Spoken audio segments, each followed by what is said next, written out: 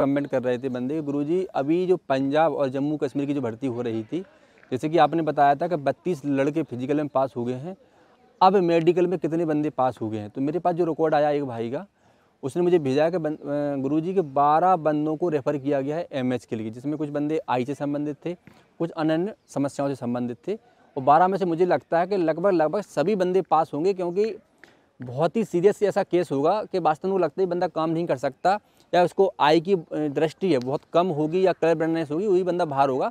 वैसे इस बार मेडिकल भी वो ठीक ठाक कर रहे हैं।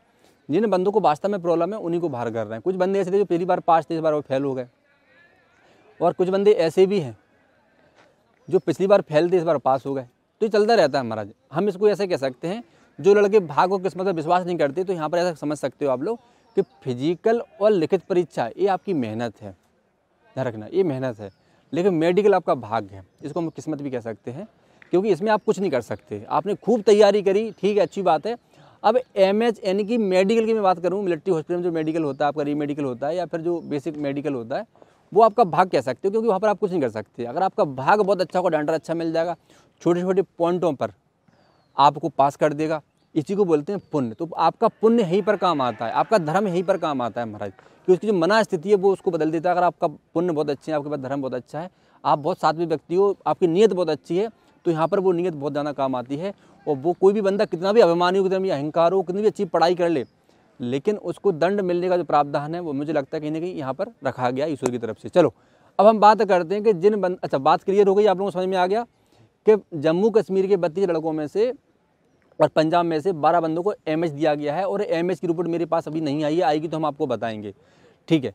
चलो क्या बताएंगे, 4-5 बंदे और पास हो जाएंगे महाराज। तो कुल मिला के 25 बंदे हर जगह से मिल रहे हैं उनको, राजस्थान हो, मध्य प्रदेश हो, बिहार हो, हर जगह। बिहार से तो लड़के कम हैं भाई, तो हम ऐसा कह सकते हैं कि हर जगह से 25 लड़के मिल रहे हैं। लेकिन अब सबसे अधिक लड़के जो मिलने वाले हैं वो मिलने वाले हैं उत्तराखंड और यूपी से।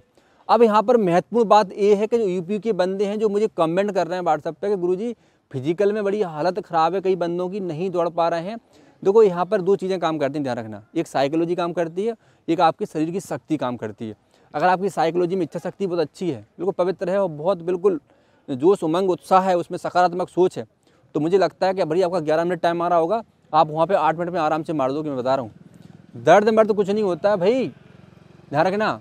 जब हमारे शरीर से ही हमारा कोई संबंध नहीं है तो दर्द काहे का है महाराज। तो शरीर तो एक सहायक है आपकी इच्छा शक्ति के लिए, तो शरीर का अच्छे से उपयोग कैसे करना है, सदुपयोग अच्छे से कैसे करना है, ये आप मुझसे बेहतर जानते हैं, क्योंकि धर्मशास्त्र पढ़ने वाले आप सभी हो। तो सभी धर्मों के व्यक्तियों से मैं कहना चाहूँगा कि जो व्यक्ति 4 राउंड प्रॉपर मारना चाहता है, कुछ मैं नियम बता रहा हूँ, ध्यान रखना।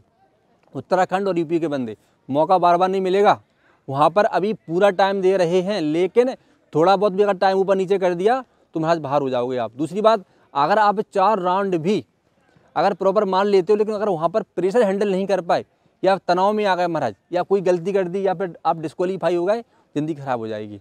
तो सबसे पहले नियमों का पालन करना है। जब भी हम रनिंग शुरुआत करते हैं 4 राउंड की, तो सबसे पहले ध्यान रखना है कि हम किनारे पे दौड़ें। आप बाहर दौड़ोगे टाइम जाना आएगा महाराज। किनारे पे ऐसे दौड़ना है कि हमारा कोई भी पैर ग्राउंड के अंदर ना पड़ जाए, चूना पड़ा रहता है वहाँ पर, या उनकी जो मार्क लगा रहता है उसके अंदर अगर पैर पड़ेगा तो आप डिस्क्वालीफाई हो जाओगे। तो कोशिश करना है कि 1-1.5 फुट हमें भारी रहना है और किनारा पकड़ के रखना है महाराज। चलो अब हमें 4 राउंड प्रॉपर पूरे कैसे करना है। तो वो पहला जो राउंड होता है उसमें हमें क्या करना है कि बंदे पहले में झिकझिक गोपाला हो जाते हैं, लेकिन झिकझिक गोपाला आपको नहीं होना है, लेकिन उनका पीछा भी नहीं छोड़ना है, इसका प्रॉपर ध्यान रखना है। अगर कोई बंदा मान लो बहुत तेज भाग गया और आप पीछे हो उसके, तो उसको भागने दो, कोई दिक्कत, लेकिन इतना भी धीमा मत करना कि आप 8 मिनट के ऊपर निकल जाओ महाराज। आपको पता है कि मेरी यहाँ पर 8 मिनट आराम से आती है, 7.5 मिनट आराम से आती है, वहाँ पे भी 100% आएगी और आपको 30 सेकंड आप पहले ही आ जाओगे अगर ढंग से ध्यान लगा लोगे। तो क्या करना है कि अगर बंदे तेज भाग रहे हैं उनको भागने दो, आप थोड़े से उनके पीछे बने रहो, कोई दिक्कत नहीं है। आप तो देखना मेरा संतुलन 4 राउंड का प्रॉपर तरीके से 7.5 मिनट में आ रहा है कि नहीं आ रहा है, ये फोकस करना है, ठीक है। जैसे एक राउंड पूरा होता है, फिर इसके बाद दूसरे राउंड में थोड़ा सा शरीर में लोड पड़ता है। शरीर में क्या होता है, वो ऑक्सीजन फैलती है महाराज, तो जहाँ शरीर में ऑक्सीजन की आवश्यकता है वो शरीर ऑक्सीजन मांगने लगता है, तो कहीं ना कहीं शरीर में थकावट पैदा होती है और रुकने का मन करता है महाराज। तो दूसरा राउंड होता है, ये थोड़ा सा बड़ा भयानक होता है। तो यहाँ पर बंदे को थोड़ा सा कॉन्फिडेंस, आत्मविश्वास बनाए रखना है, थोड़ा सा दर्द झेलना है और कदमों को नहीं रोकना है, कदमों को बराबर चलाते रहना है। आपके शोल्डर बराबर चलना चाहिए, बिल्कुल कंटिन्यू हमारी जो नज़र है वो आगे वाले बंदों पर होना चाहिए। हमें यहाँ पर धीमा भी नहीं पड़ना है, बिल्कुल जो आपकी चाल है नेचुरल हाइट के हिसाब से, आपकी चाल के हिसाब से, आपके पैरों के हिसाब से उसको आप चलाते रहो। ऐसे ही करके हमें दूसरा राउंड पूरा करना है। तीसरे राउंड में थोड़ी बहुत दिक्कत आती है, यहाँ पर कई प्रकार के नेगेटिव विचार आना शुरू हो जाते हैं, उसको हमें नेगेटिव नहीं लाना है। अगर आपको लगता है कि मैं अच्छे से मार सकता हूँ तो यहाँ पर आप गति भी बढ़ा सकते हो, और आपको लगता है मैं ज़्यादा थक रहा हूँ तो थोड़ा सा लो भी हो सकते हो, क्योंकि एक राउंड और आपके पास टाइम मैनेज करने के लिए है। लेकिन ध्यान रखना, रुकना नहीं है बिल्कुल भी किसी भी स्थिति में। ऐसे ही करके हम 3 राउंड पूरा करेंगे। जो चौथा राउंड होता है, यहाँ पर आपको अपनी शक्ति दिखाना है और चतुराई दिखाना है। चतुराई क्या दिखाना है कि उस राउंड को हमें आराम आराम से और लंबे लंबे पैरों से पूरा करना है, हमें नहीं कह रहे। अच्छा, जैसे ही आप 100 मीटर निकलते हो चौथा राउंड, 300 मीटर के बाद अगर आपकी प्रैक्टिस बहुत अच्छी है तो यहाँ पर एक एफर्ट आप लगा सकते हो। आप यहाँ पर धीरे धीरे शूट मारने का प्रयास कर सकते हो, स्पीड मारने का प्रयास कर सकते हो। मुझे पता है कि वहाँ पे सब चीज़ की आवश्यकता नहीं है, क्योंकि 8 मिनट आराम से हर बंदा कर लेता है। लेकिन जब भी अगर चमत्कार दिखाना है, थोड़ी दम दिखाना है, कॉन्फिडेंस लाना है, क्योंकि महाराज रो के भर्ती क्या होना यार, भर्ती होना तो जोश उमंग उत्साह के साथ होना है भाई। जो मेहनत की उसको दिखाना है वहाँ ग्राउंड में। ठीक है, ये बंदे बोल रहे हैं क्या ज़रूरत है स्पीड मारने की। अरे भाई, जीवन में अगर कभी मौका मिल रहा है महाराज तो स्पीड मारो, क्या दिक्कत है। तो वहाँ पर जब स्पीड मारोगे तो आपका ही उत्साह बढ़ेगा। जब लोग बोलेंगे बहुत अच्छे, वेरी गुड, तो आपके अंदर कितनी नई ऊर्जा का संचार होता है महाराज, कॉन्फिडेंस आता है, आपके अंदर आत्मविश्वास पैदा होता है महाराज। तो आप ऐसे करके 4 राउंड पूरे कर सकते हो। अब यहाँ पर बात आती है, कई बंदे बोलते हैं गुरुजी, जो नए नए लड़के हैं, कि इसमें बीम होती है, बीम कुछ नहीं होती भैया, सिर्फ दौड़ी मांगते हैं। इसके बाद फिर आपके डॉक्यूमेंट्स वेरिफिकेशन होता है, फिर वो डॉक्यूमेंट्स आपसे मांगते हैं, आपके हाइट, वेट, चेस्ट वगैरह सारी क्रियाएँ होती हैं। अब बात करेंगे हम खाने पीने की। ध्यान रखना, जैसे ही आपका फिजिकल पास में आता जाता रहता है, और अगर इस बंदे के पास थोड़ी आर्थिक स्थिति ठीक है तो अन्न को थोड़ा सा कम करना है, पूड़ी नहीं खाना है, रोटी थोड़ा सा कम करना है, फलों को ज़्यादा लेना है। भले ही आप थोड़े से भूखे रहो कोई दिक्कत नहीं, लेकिन फलों को लेना है, थोड़ा सा काजू बादाम भी ले सकते हो, थोड़ी सी एनर्जी। देखो महाराज, 2-3 हज़ार रुपये खर्च तो करना ही पड़ेगा आपको। मैं बता रहा हूँ, कोई भी बंदा होगा 3,000 ज़्यादा काजू बादाम मेवा नहीं खा सकता वो। ठीक है, तो मन में वो तो एक लेता है कि बहुत महंगे हैं, बहुत महंगे हैं, एक बार तो लेना पड़ेगा आपको। ठीक है, चलो ये बात हो गई आपकी गैप की। जो आपको गैप मिल रहा है उसमें हमको खाने पीने में प्रॉपर ध्यान रखना है। फास्ट फूड बिल्कुल नहीं खाना है। जो बाजार से जो ऑयल आ रहा है उसको बिल्कुल नहीं लेना है महाराज। अगर आप ऑयल ले भी रहे हो तेल, तो घानी से पिसा होगा, दुकान पे जाओ तो खुद की सरसों होती है घर की, अगर वो ऑयल मिल रहा तो उसको थोड़ा बहुत खा सकते हो आप। बाजार से खरीदा हुआ ऑयल सीसी वाला बिल्कुल मत खाना, बिल्कुल जहर आ रहा है महाराज, नुकसानदायक है। ठीक है, मजबूरी में लोग खा रहे हैं, क्या करें, लेकिन उसको वीकनेस आएगी सही में बहुत ज़्यादा। कई बंदे बोलेंगे घी, अब जिसका वेट बहुत ज़्यादा है वो घी ना खाए महाराज, क्योंकि वेट बढ़ता है, घी से चर्बी जल्दी खर्च नहीं होती है। ठीक है, और जिन बंदों का वेट बहुत कम है वो घी सब्जी में डाल के आराम से 2 चम्मच प्रतिदिन खा सकते हो, कोई दिक्कत नहीं है किसी प्रकार से। अब मैं बात करूँगा, जब आप वहाँ ग्राउंड में जाते हो तो उसके पहले में क्या क्या करना चाहिए।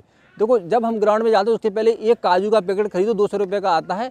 ठीक है, उसको रख लो आप अपने पास खरीद के।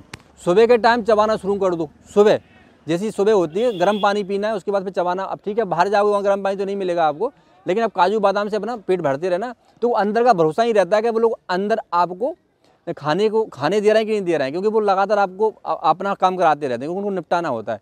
तो पहले ही थोड़ा बहुत खा लो कि पता के अंदर हमको, क्योंकि बिना खाए दौड़ोगे दिक्कत आएगी शरीर में, थोड़ा बहुत पेट में हमें डालना है। उसके एक दिन पहले रात को हमें बिल्कुल ऑयलिंग चीज़ नहीं खाना है। भले पेट खाली रहे कोई दिक्कत नहीं है महाराज, मैं बता रहा हूँ पेट आपका खाली रहेगा। अगर आप सात्विक चीज़ें खाते रहोगे, फल ये सब चीज़ें, तो कोई सही में लोड नहीं पड़ने वाला, आराम से हो जाएगी महाराज। ठीक है प्रभु, अब मैं ज़्यादा बात नहीं करना चाहूँगा, बस अपने नियमों का ध्यान रखें, बजाय की कोई चीज़ें ना खाएं। ये आपकी फिजिकल की बात हो गई। अब मैं उन बंदों से बात करना चाहूँगा जो बंदे हमसे जुड़ना चाहते हैं, ऑनलाइन हमसे क्लास लेना चाहते हैं।